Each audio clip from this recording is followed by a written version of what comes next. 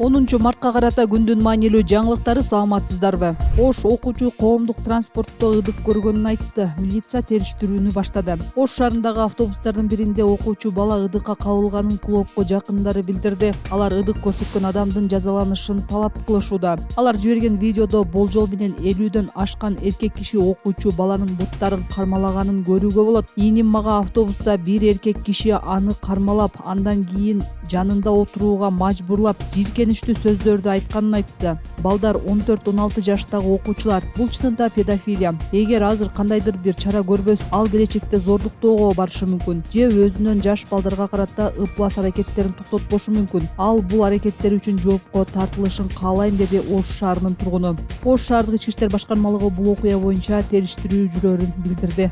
Фейсбуктун активдүү колдонуучусу Азамат Марипов 2 айга камакка алынды. Бул тууралуу 1-Май райондук соту билдирди. Азамат Марипов Фейсбуктун активдүү колдонуучусу жана социалдык тармактарда президент Садыр Жапаровду, УКМК төрагасы Камчыбек Ташиевди колдогон билдирүүлөрдү жазып жүргөн. Ал өткөн жылдын апрелинде Мекенчил партиясынын талапкерлери делген дагы 5 киши менен кошо эркиндигинен мыйзамсыз ажыратуу беренеси менен кармалып кийинчерээк баары акталган. Азамат Марипов Фейсбук барагында бир нече жолу кайрылуу жасап, ага каралуу куугунтук жүрүп жатканын айткан. Ошондой эле мекенчилдер отурган жерге камера коюуга Каныбек Туманбаевдин жан сакчысын айыптап, видео жарыяланган. Каныбек Туманбаев Азамат Мариповду шантажга айыптаган. Бул окуя боюнча президент Садыр Жапаров комментарий берип, мекенчилмин деген атты жамынып шантаж кылгандар бар экенин, буга чейин аларга эскертүү да берилгенин айткан.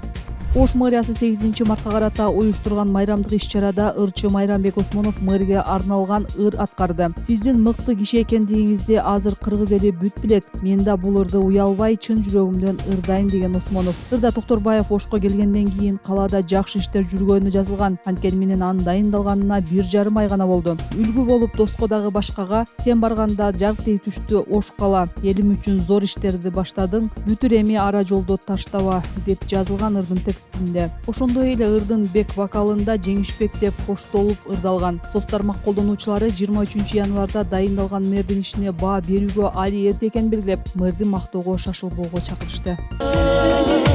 Суу ресурстары, айыл чарба жана кайра иштетүү өнөр жай министринин орун басары Самат Насирдинов Кыргызстанда 2024-жылдын күз айынан бери эттин баасы 80-120 сомго чейин кымбаттаганын билдирди. Бул тууралуу ал Жогорку Кеңештин агрардык саясат, суу ресурстары, экология жана регионалдык өнүктүрүү комитетинин 10-марттагы жыйынында айтты. Ал буга 2023-жылы кургакчылыктан улам тоюктун баасы көтөрүлгөнү негиз болгонун кошумчалап, эттин баасын бир калыпта кармап туруу үчүн чаралар көрүлүп жатканын айтты. Өзбекстанга тирүү малды алып чыгууга чектөө киргиздик. Андан тышкары Евразия экономикалык биримдигине кирген өлкөлөрдөн ташылган этке кошумча нарк салыгын алып салдык, деди ал. 2025-жылдын 31-январынан тарта суу ресурстары, айыл чарба жана кайра иштетүү өнөр жайы министрлигине ветеринардык кызмат мал жандыкты 3 өлкөлөргө, анын ичинде бодо малды экспорттоого уруксат берүүнү токтоткон. Расмий статистикалык маалыматтарга ылайык 2024-жылдын январь-ноябрь айларында Кыргызстан 217 000 майда жандык жана 122,5 мың бодо мал экспорттогон.